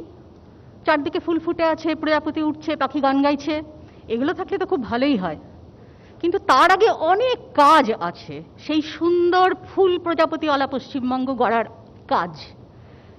আমি চাই এমন সুন্দর পশ্চিমবঙ্গ যেখানে রাস্তার ধারে আবর্জনা পড়ে থাকবে না, যেখানে সেই আবর্জনায় কোনো শিশুর মৃতদেহ বা অর্ধমৃতদেহ পড়ে থাকবে না। আমি চাই এমন পশ্চিমবঙ্গ যেখানে ফুটপাতে কুকুরের বিষ্ঠার পাশে কোনো কোটের থেকে খসে পড়া বোতামকে লজেন্স ভেবে কোনো শিশু বসে বসে খাবে না। আমি চাই এই রকম পশ্চিমবঙ্গ। এই রকম শিশু আছে সত্যি? দেখেছেন আপনারা? আমি তো দেখতে পাই। তারা দরিদ্র এবং দারিদ্র্য সীমার একেবারে নিচে। আরে তাহলে তো প্রথমে দারিদ্র্য সীমার ব্যাপারটাকে সমাধান করতে হয়। আসুন আমরা তাহলে এইটা কামনা করি, একটা সুন্দর রাজ্য পেতে গিয়ে, যে দারিদ্র্য সীমার একটা নির্দিষ্ট জায়গা আমরা নির্ধারণ করব। কারণ আমরা বারবার দেখেছি যে রাজনৈতিক প্রয়োজনে দারিদ্র্য সীমাকে একবার ওঠানো হয়, আবার নামানো হয়। এর থেকে ফ্লেক্সিবল বস্তু বোধহয় আর কিছুই হয় না। সুতরাং আমরা যেমন এতদিন অপেক্ষা করছিলাম যে কোভিড নামে একটা অতিমারি আসবে, তারপরে আমরা আবিষ্কার করব যে ভারতবর্ষের নানা প্রদেশ থেকে নাকি পরিযায়ী শ্রমিকরা এখান থেকে ওখানে চলে যাচ্ছেন। তার আগে আমরা ব্যাপারটা জানতামই না, তার আগে ব্যাপারটা ঘটেইনি। এই গত 10 বছরেই ঘটেছে একদম। আমি কিন্তু কোনো দল করি না, আমি প্রথমেই বলে দিচ্ছি। আমি গত 10 বছর রেফারেন্স টানলাম মানে আমাকে কেউ তকমা দিয়ে দিলে আমি ভীষণ রেগে যাব। আমার বক্তব্য হচ্ছে যে পরিযায়ী শ্রমিক তো বরাবরই ছিল। ব্রেন ড্রেন এই কথাটা কি আজকের, নাকি আজ থেকে 40 বছর আগে থেকে চলছে? পরিযায়ী শ্রমিকরা তাদের শ্রম দেবার জন্য দেশের বাইরে পালাতে পারছেন না, তাও চান্স পেলেই পালান, দুবাই চলে যান, অন্যান্য দেশে চলে যান, কিন্তু দেশের ভেতরে এখান থেকে ওখানে যাচ্ছেন। আজকে যে কজন জনপ্রতিনিধি বিভিন্ন রাজনৈতিক দলের এখানে দাঁড়িয়ে কথা বললেন, প্রত্যেকে পরিযায়ী শ্রমিকের প্রসঙ্গ তুললেন এবং প্রত্যেকে সবিস্ময়ে বললেন যে এই দেখুন এই সমস্যাটা কেউ জানতো না, কেউ জানে না, কেউ কাউকে আশ্রয় দেয় না, কেউ কারোর জন্য কোনো ব্যবস্থা করে রাখেনি। আরে ব্যবস্থা করে রাখেনি বলেই তো একজনকে আরেক জায়গায় চলে যেতে হয়। কে চায় বলুন তো তার নিজের ভিটে মাটি, নিজের আত্মীয় পরিজন ছেড়ে বাইরে চলে যেতে? আজকে যে আমাদের দেশের হাজার হাজার মেধাবী ছেলেমেয়েরা পড়াশোনার পরে কত কষ্ট করে বাইরে চলে যায় এবং তাদের যে জীবন আপাত দৃষ্টিতে মনে হয় যে তারা বিশাল রোজগার করছে, দারুণ আছে, ডলারে বা পাউন্ডে রোজগার করছে, সত্যি কি ব্যাপারটা তত সহজ? কখনো কি এই কথাটা ভেবে দেখা হয় যে আজকে যদি অন্য কোনো রাষ্ট্রের অভিবাসন নীতি পরিবর্তিত হয় তাহলে এই সমস্ত ছেলেমেয়েদের কি ভবিষ্যৎ? তারা দেশে ফিরে এসে কি পাবে? দেশ কি তাদের কাছে ফিরে আসার কোনো জায়গা তৈরি করেছে? তারা যদি আজকে এই পরিযায়ী শ্রমিকদের মতো ফিরে আসে, এসে কি তারা কোনো কাজ পাবে? সেই পরিস্থিতি কি ভারতবর্ষ এবং এই পশ্চিমবঙ্গ তাদেরকে দিয়েছে? দেয়নি। আমি চাই সেই সুন্দর পশ্চিমবঙ্গ যারা শুধু পরিযায়ী শ্রমিকদের জন্য নয়, যারা সেই সমস্ত মেধাবী ছাত্রছাত্রীদের কথা ভাববে। আমি চাই সেই পশ্চিমবঙ্গ যেখানে শিক্ষা কথাটা আসবে তার সঠিক অর্থ নিয়ে। ছোট ছোট আশার কথা বলছেন আপনারা, কেন? সাধারণ মানুষ কেন সেই ছোট ছোট আর কতদিন আপনারা আজকের 2021 সাল এখানে দাঁড়িয়ে মানুষকে ছোট ছোট আশা, অন্ন বস্ত্র বাসস্থানের মধ্যে বেঁধে রাখবেন? কেন একটা মানুষ তার কেন মানুষের প্রকৃত পরিচয় এবং দাবি নিয়ে বেঁচে থাকবে না? কেন সে চাইবে না যে তার সন্তান যথার্থভাবে শিক্ষিত হোক? কেন সে চাইবে না যে সে দূষিত বায়ু নয়, সে মুক্ত সুন্দর বায়ু সেবন করুক? কেন সে চাইবে না যে তার জীবনযাত্রার মান যে কোনো অগ্রগণ্য দেশের সমান হোক? আজকে সারা দেশ, সারা পৃথিবী খোলা। আজকে আমরা দেখতে পাচ্ছি একটা সভ্য দেশ, একটা প্রগতিশীল দেশ কিভাবে, উন্নত দেশ কিভাবে তার নাগরিকদের কত রকম সুবিধা দেয় এবং কিভাবে তাদের জীবনযাপন হয়। অথচ আমরা নিজের জীবনযাপনের ক্ষেত্রে দেখি আমাদের সব সময় বলা হয় যে ছোট ছোট আশা। কেন? এরপরে আসুন সৌন্দর্যের পাশাপাশি আমি চলে যাচ্ছি সংস্কৃতি। কিরকম সংস্কৃতি চাই? সুন্দর, ভীষণ সুন্দর সংস্কৃতি চাই। সেই সংস্কৃতি কেমন? না আমি একবারও বলছি না কিন্তু রাস্তার মোড়ে মোড়ে রবীন্দ্রসঙ্গীত বা অন্যান্য ক্লাসিক্যাল মিউজিক বাজালেই সুন্দর সংস্কৃতি হয়ে গেল। আমি এটাও বলছি না যে আপনাকে সারাক্ষণ রবীন্দ্রসঙ্গীত গাইতে হবে, গাইবেন না। আপনি বিটিএস শুনুন, কেউ কিচ্ছু বলবে না, কিন্তু আপনাকে ভাষাটা ভারী সুন্দর করতে হবে। আমি অনিন্দকে ধন্যবাদ দিচ্ছি যে উনি ভাষার কথাটা তুললেন। আপনারা কি কখনো ভেবে দেখেছেন যে এই পশ্চিমবঙ্গ, যেখানে আমি দারিদ্র্যের কথা শুরুতে তুলেছিলাম এবং বলেছিলাম যে যে শিশুটি ওইভাবে কুকুরের বিষ্ঠার পাশে বসে থাকে সে দরিদ্র, সে দারিদ্র্য সীমার একেবারে নিচে, সে ভিখিরি। ভিখিরি কি শুধু ওই বাচ্চাটা? আপনাদের কি কখনো মনে হয়েছে যে ভিখিরি তৈরি করা হচ্ছে? আজকে মধ্যবিত্তকে ভিখিরি করা হচ্ছে না? আজকে নিম্ন মধ্যবিত্তকে, আজকে তার থেকেও দরিদ্র খেটে খাওয়া মানুষকে ভিখিরি করে দেওয়া হচ্ছে না? শুনতে ভীষণ খারাপ লাগছে, কিন্তু আপনি বলুন তো, কেন একজন মানুষ যদি সে কোনো রকম ভাবে তার রোজগারের ক্ষমতা থাকে, যদি সে সক্ষম সুস্থ হয়, সে কেন রাজ্য সরকারের কাছ থেকে 2 টাকা দামের চাল নেবে? কেন সে বিনে পয়সায় চাল নেবে? কেন সে বিনে পয়সায় চিকিৎসা নেবে? এবং বিনে পয়সায় চিকিৎসা নিতে গিয়ে সে কোন সংস্কৃতির মধ্যে ঢুকছে? সত্যিই কি কাউকে বিনে পয়সায় চিকিৎসা দেওয়া যায়? এই মূল প্রশ্নটি তাহলে কে করবে? আজকে এতজন রাজনৈতিক প্রতিনিধি এখানে রয়েছেন, কেউ একজন এই প্রশ্নটা করলেন যে আচ্ছা, এই যে বিনে পয়সায় চিকিৎসার প্রতিশ্রুতি, এই অর্থনৈতিক পরিকাঠামোটা আসলে ঠিক কি? একজনও কি বললেন যে আমরা যদি ক্ষমতায় আসি, আমরা বাঙালিকে যা দিতে চাই, বঙ্গবাসীকে, বা শুধু বাঙালি কেন, সারা পশ্চিমবঙ্গে যারা বসবাস করেন তাদেরকে আমরা যা দিতে চাই, তাদের জন্য আমাদের এই অর্থনৈতিক পরিকাঠামো আমরা ভেবে রেখেছি? একজনও বলেছেন কিভাবে স্বাস্থ্যের টাকা আসবে, কি বলেছেন যে কিভাবে হাসপাতালগুলোর উন্নতি হবে, বলেছেন কিভাবে চিকিৎসা পরিষেবার উন্নয়ন হবে, কিভাবে শিক্ষা ব্যবস্থার উন্নতি হবে? বিনা পয়সায় শিক্ষা করতে গিয়ে আমরা আজকে কোথায় পৌঁছেছি? আজকে বাংলা মাধ্যমের সমস্ত স্কুলগুলো বন্ধ হয়ে যাচ্ছে, একের পর এক ইংলিশ মিডিয়াম মাথাচাড়া দিচ্ছে, এবং সাধারণ মধ্যবিত্ত মানুষ যাদের খেটে একটা সংসার চালাতে নাভিশ্বাস ওঠে, তারা তাদের সন্তানদের নিয়ে হাজার হাজার টাকা খরচা করে, আর কিছু হোক না হোক, সেই শিক্ষার জন্য তারা ব্যয় করছেন। এবং শুধু স্কুলে পাঠিয়েই হচ্ছে না, তাদেরকে প্রাইভেট টিউশন দিতে হচ্ছে আরো হাজার হাজার টাকা খরচা করে। আজকে শিক্ষা ব্যবস্থার এই জায়গাতে গিয়ে তারা যেমন বাংলা ভাষাটিও শিখছে না, তেমনি শিক্ষার প্রাইভেটাইজেশনের মধ্যে দিয়ে আলটিমেটলি তারা কোন দিকে যাচ্ছে? আপনারা কি একবারও ভেবেছেন যে এই সরকারি স্কুলগুলোকেই সুন্দরভাবে চালিয়ে আমাদের শিক্ষা খরচাটাকে অনেক কমিয়ে আনা যেত এবং অনেক সুষ্ঠুভাবে পরিচালনা করা যেত? বিনে পয়সায় স্বাস্থ্য পরিকাঠামো দিতে গিয়ে একজন সাধারণ মানুষকে সরকারি হাসপাতালে কি ধরনের হেনস্থা সহ্য করতে হয় আমরা তার কজন জানি? কজন নেতা গিয়ে তার খবর রাখেন? কজন আজকে সেই কথা উত্থাপন করেছেন? বিনে পয়সায় কিছুই হয় না। তার চেয়ে আপনারা এইভাবে মানুষের আত্মমর্যাদা বোধ ভেঙে দেবেন না, এটাই আমার সবচাইতে সুন্দর পশ্চিমবঙ্গের সবচাইতে বড় অবতারণা বলে মনে হয়। মানুষের বেঁচে থাকার প্রধান উপায় হচ্ছে, প্রধান বিষয় হচ্ছে তার শক্ত মেরুদণ্ড। আপনারা সেইটি প্রথমেই ভেঙে দিচ্ছেন, প্রথমেই তার আত্মবিশ্বাসে আঘাত করছেন তাকে দান করে। তার চেয়ে আপনারা যদি সঠিক সুষ্ঠু পরিকাঠামো করে, সঠিকভাবে অর্থনৈতিক খরচা করে, দুর্নীতি মুক্ত একটি গভর্নেন্স করে আপনারা যদি কর্মসংস্থান করতেন, তাহলে মানুষের অনেক বেশি ভালো হতো। মানুষ তার নিজের উপার্জনে আনা টাকা দিয়ে খেয়ে দিনের শেষে শান্তিতে ঘুমোতো, তারা কোনো দানের অপেক্ষা করতো না। আজকে পশ্চিমবঙ্গকে এইভাবে এবং শুধু পশ্চিমবঙ্গ কারণ সারা ভারতবর্ষ, আজকে কৃষকদের কথা ভাবুন, তাদেরকে সাবসিডাইজ করে আজকে কৃষিকে কোন জায়গায় নিয়ে যাওয়া হচ্ছে? আজকে পশ্চিমবঙ্গের কথা বলছেন আপনারা, পশ্চিমবঙ্গে উন্নতি, হ্যাঁ উন্নতি তো কিছু না কিছু হবেই, রাস্তা তো একটু চওড়া হবেই, কিন্তু তার পাশে পান বিড়ির দোকানে ক্রমাগত বসছে, কোনো ফাঁকা জায়গা খালি থাকছে না। এবং তার পাশাপাশি চাষিদের আত্মহত্যা বজায় আছে। আমি কতগুলো সৌন্দর্যের কথা বলবো। আমি তো চাই না এই পশ্চিমবঙ্গ, আমি চাই না সুন্দর পশ্চিমবঙ্গে কোনো চাষির ঝুলন্ত দেহ দেখতে। আমি চাই না সুন্দর পশ্চিমবঙ্গে এমন একজন মানুষ মারা যাক যার চিকিৎসার খরচ সে দিতে পারছে না বলে সপরিবারে তারা আত্মহত্যা করছে। আমি চাই না সুন্দর পশ্চিমবঙ্গে এই ধরনের কিছু হোক। আমি চাই সত্যি সেই পশ্চিমবঙ্গ যেখানে মানুষ মাথা উঁচু করে বাঁচবে, যেখানে সত্যকে সত্য বলা যাবে, যেখানে রাজনীতিবিদের চোখে চোখ রেখে একজন কথা বলতে পারবে, যেখানে পুলিশ সাধারণ মানুষের সুরক্ষার জন্য নিয়োজিত হবে, যেখানে রাজনৈতিক নেতাদের পেছন জুতো ধরে পুলিশ দৌড়বে না। দোহাই, আপনারা যারাই আসুন ক্ষমতায়, পুলিশকে এই জায়গায় নিয়ে যাবেন না। পুলিশকে প্রয়োজন আইন রক্ষার জন্য, পুলিশকে প্রয়োজন সাধারণ মানুষের রক্ষার জন্য, তাকে সেই কাজে নিয়োজিত করুন।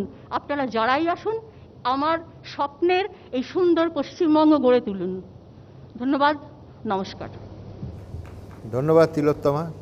সুন্দর পশ্চিমবঙ্গের স্বপ্ন, প্রত্যাশা কেন থাকবে না নাগরিকের, একেবারে দৃপ্ত কণ্ঠে তিলোত্তমা বলেছে। পাশাপাশি ডোল পলিটিক্সকে তীব্রভাবে আক্রমণ করেছে, টাকার যোগান হবে কিভাবে।